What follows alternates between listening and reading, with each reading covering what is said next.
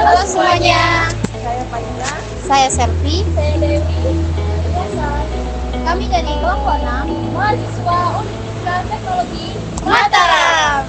Kami di sini akan melakukan penelitian terkait dengan mata kuliah penganggaran perusahaan pada usaha gerabah eceng gondok yang berada di Labu Abu. Ikuti kami.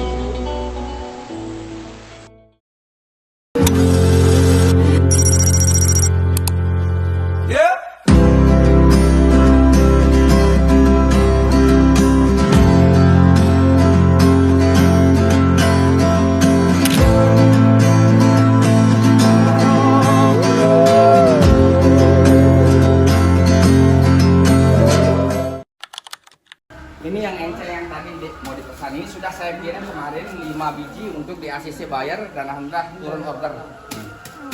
Ini yang kalian jadi tema kalian besok. Ini akan kalian. Saya beli enceng tuh sampai 5 juta 6 juta. Pernah enggak beli di Batu Jaya, Bapak? Saya ngambil dulu, ada videonya saya ngambil. Pakai pickup ngambil dalam kondisi basah. Saya jemur. Oh, enggak ada yang kering di situ, Bapak? Nggak ada yang mau Itu ada mungkin orang yang iseng ada tapi saya nggak tahu tempat. Makanya saya waktu itu pernah naik. Nah sekarang kalian yang mau nyoba. Iya, oke. Pada tahap awal penelitian, kami diarahkan oleh pemilik Dimas Patu Art Shop untuk mengunjungi lokasi bahan baku eceng gondok di Batu Jaya, Lombok Tengah. Kunjungan ini juga menjadi bagian dari proses penelitian kami, di mana kami diminta untuk mencari pihak yang bersedia menjual eceng gondok kepada pemilik usaha, sehingga kedepannya dapat dimanfaatkan sebagai bahan baku lokal. Hai, sebelum kami penelitian ke tempat usaha, sekarang kami ada di lokasi bahan baku utama yaitu eceng gondok di Batu Jaya. Ya, ikuti kami.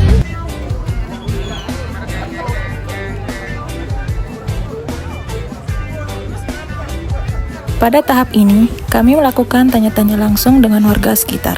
Warga sekitar mengatakan bahwa jika eceng gondok dibutuhkan, biasanya nelayan di bendungan Batu Jaya akan mengambil langsung dari perairan, kemudian mengeringkannya sendiri. Selain itu, kami juga disarankan untuk menemui kepala lingkungan setempat agar dapat diarahkan kepada nelayan yang bersedia menjual eceng gondok.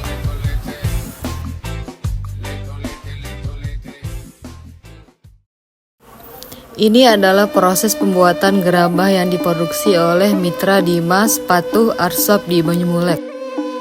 Proses diawali dengan penginjakan tanah liat yang dicampur air agar lebih lentur, lembut, dan mudah dibentuk. Selanjutnya dilakukan pembentukan gerabah dengan teknik putar secara manual menggunakan tangan.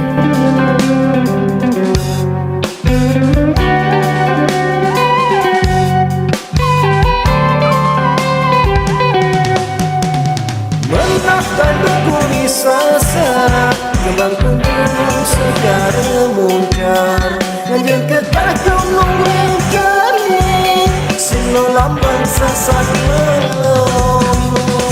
Setelah terbentuk gerabah, diserut untuk meratakan permukaan dan kemudian dikeringkan. Ini adalah tahap pengeringannya. Tahap terakhir adalah pembakaran supaya gerabah menjadi keras, kuat, dan tahan lama. Setelah gerabah jadi, gerabah siap dikirimkan ke Dimas Patu Art Shop yang berlokasi di Labu Api. Ini dia pada saat gerabahnya datang. Ini adalah proses pembuatan gerabah eceng gondok. Berikut adalah bahan dan alat yang digunakan. Pertama, mentahan gerabah dan eceng gondok kering. Ini adalah alat pemutar gerabah. Kemudian, gunting lem dan penggiling besi. Ini merupakan stok bahan baku eceng gondok yang sudah dikeringkan yang datang dari Pulau Jawa. Proses pembuatan. Pertama, pengelapan gerabah yang sudah dicat dan akan dikombinasikan eceng gondok. Kedua, bahan eceng gondok kering dirapikan bagian pinggirnya. Ketiga, bahan eceng gondok dipipihkan menggunakan alat penggiling besi. Nganjeng ke gunung Renjani.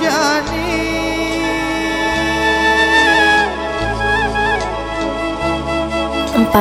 Masukkan karet pada permukaan gerabah agar eceng mudah diaplikasikan. 5. Masukkan eceng satu persatu.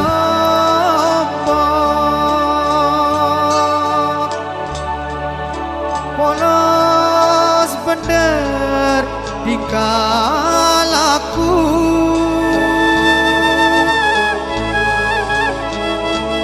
Terangi dida 6. Proses pelilitan atau anyaman eceng gondok.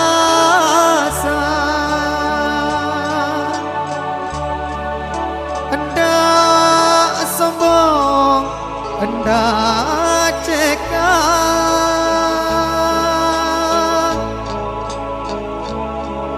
laun sili nenek sang kuasa. 7. Setelah dililit, lalu selanjutnya disambungkan menggunakan lem.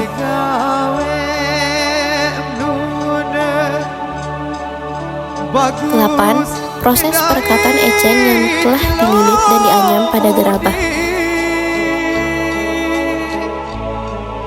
Lagi gawe nuna, lagi dai. Hal yang sama dilakukan pada bagian atasnya sesuai desain. Berikut hasilnya. Produk siap dilakukan pengecekan ulang dan dikemas.